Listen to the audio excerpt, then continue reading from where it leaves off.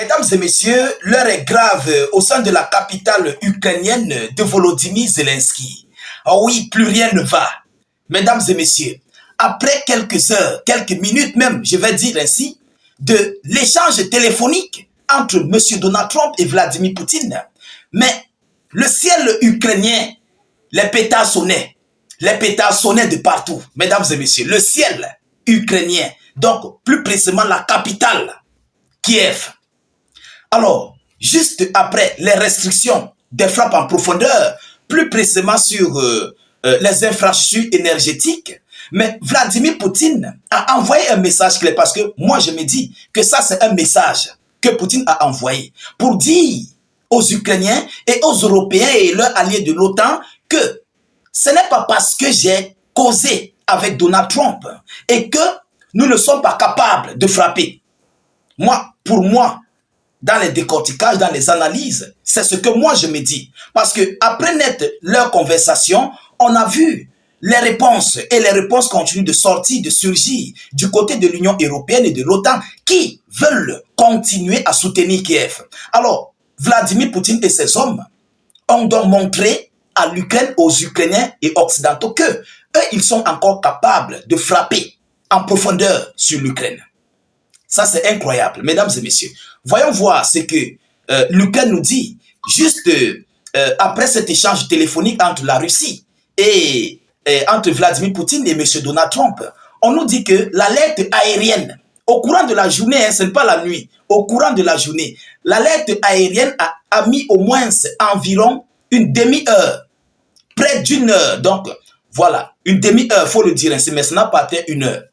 L'alerte aérienne, les sirènes retentissaient parce que les drones kamikazes de tout type confondus sortaient de part et d'autre. Et ça a complètement englouti la capitale ukrainienne.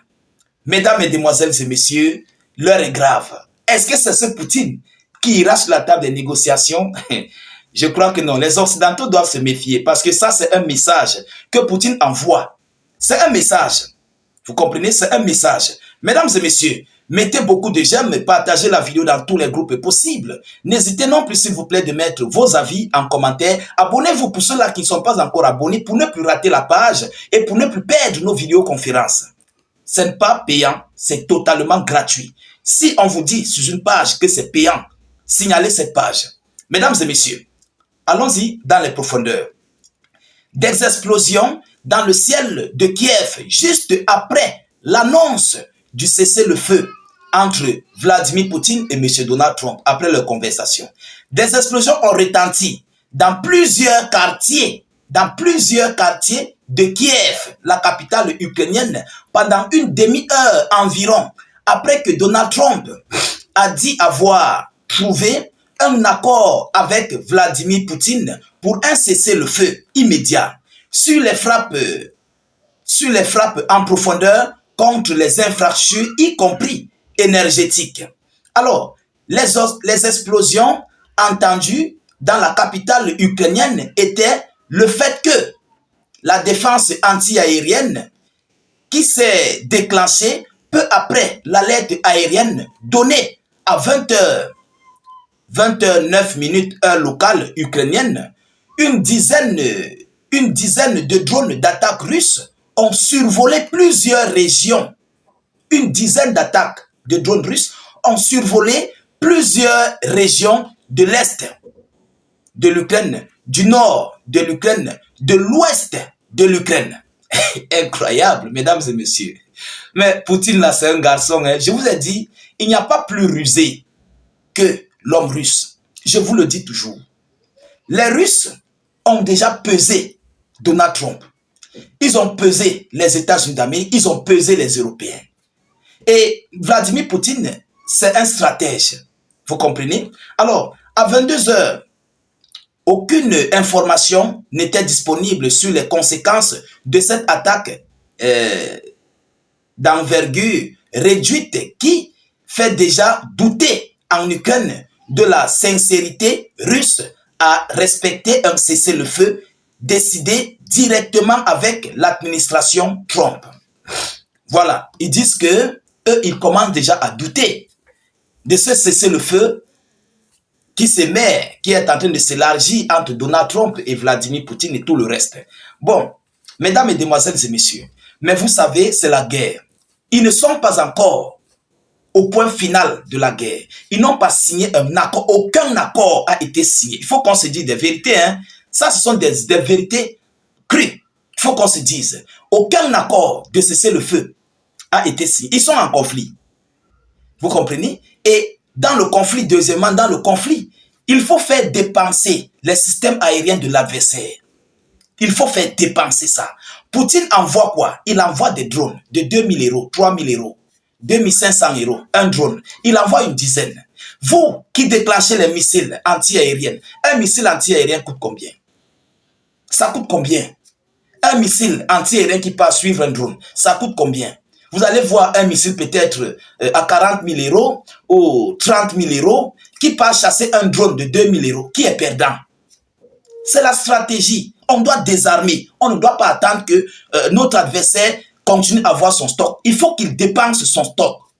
Pourquoi ce ne sont pas les missiles que la Russie a envoyés? Ce sont des drones. Des drones, voilà, pour faire dépenser l'énergie déjà posée, quoi, l'énergie déjà amassée. Il faut que ça sorte. Vous comprenez? Est-ce que vous comprenez la stratégie? Ça fait partie du désarmement.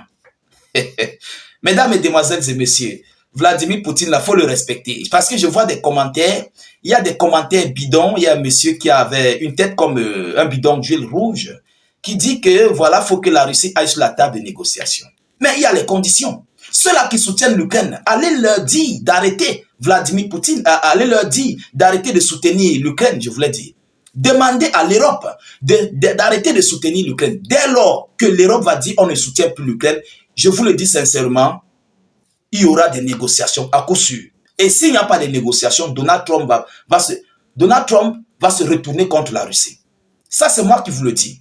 Les Européens ont perdu.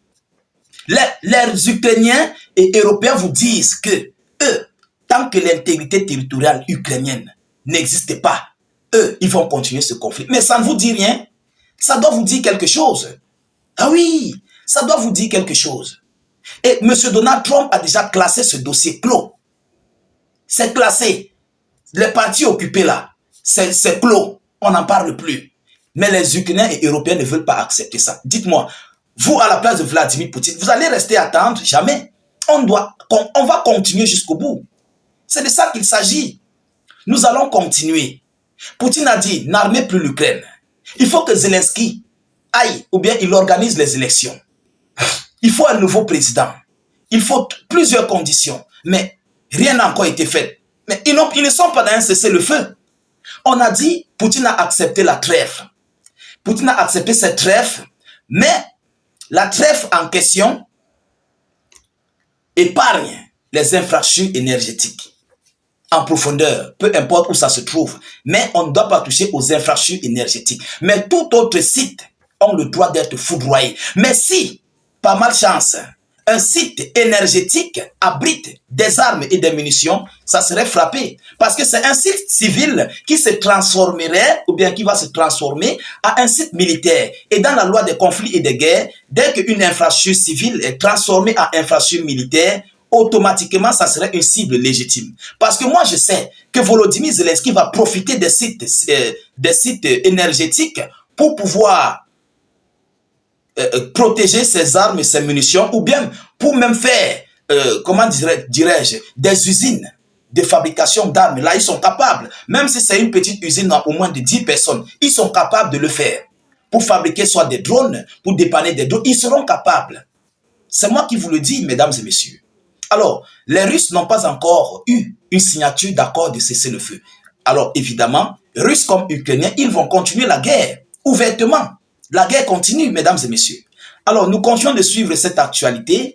De plus près que possible, nous ne manquerons pas de vous tenir informés de la suite de ces hostilités très chaudes et brûlantes entre l'Ukraine et la Fédération de Russie. Partagez au maximum cette vidéo partout à travers le monde. Abonnez-vous si vous n'êtes pas encore abonné à nos multiples canaux de réalisation état d'urgence, Facebook, YouTube, état d'urgence. N'hésitez pas de mettre suffisamment de j'aime et aussi, je vous en prie de mettre vos avis en commentaire. Beaucoup de personnes aimeront bien vous lire pour voir ce que l'opinion publique nationale et internationale pense de cette vidéoconférence et de ce qui se passe du côté de l'Ukraine et la Fédération de Russie. Je vous reviens tout à l'heure pour une prochaine série d'actualités. Soyez encore salués une fois de plus. Ciao, ciao.